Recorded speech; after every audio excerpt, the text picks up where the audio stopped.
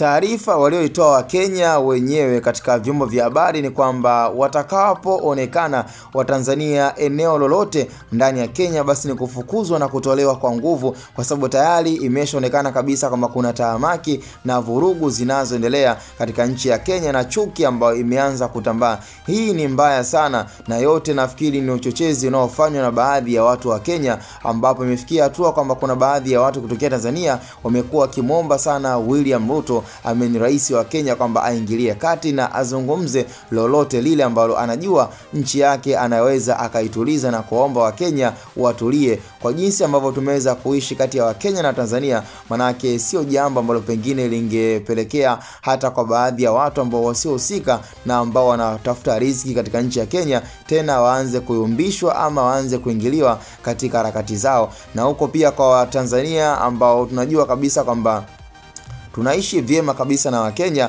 tena itokea hatua ambayo tukawa na chuki na baadhi ya Wakenya, sidhani kama ni swala ambalo kila mmoja anaweza kalifurahia kwa upande wake. Sidhani kama Wakenya wakisikia kwamba huko tunawafukuza Wakenya katika nchi ya Tanzania na Tanzania pia wakawa wanafukuzwa katika nchi ya Kenya, ni jambo ambalo limekaa vibaya sana. Kwa hiyo pia hata kwa viongozi wetu wa serikali wamekuwa dhahiri kabisa kuhakikisha kabisa kwamba Tanzania inabaki na inaendelea kuwa na amani, lakini sio kuingia kwenye vita ambazo hazina msingi. Kwa hiyo nafikiri pengine ni hasira na uchochezi tu unaofanywa na baadhi ya Wakenya ambao wamekuwa wakijiamini kupita kiasi, na wakiamini kisa wao hawamuogopi rais, wana uhuru wa kuzungumza, wana uwezo wa kufanya kile wanachokitaka. Kwa hiyo wanaamini kabisa kwamba hata wao kujiamlia kuwafukuza Watanzania wanaofanya kazi Kenya, manake wao wanaamini wako sahihi kutokana pia na hili linaloendelea sasa hivi. Kwa hiyo nafikiri pia ushauri, maoni, endapo ukawa ni Mkenya ama Mtanzania, nafikiri hebu tuangalie ni namna gani ambayo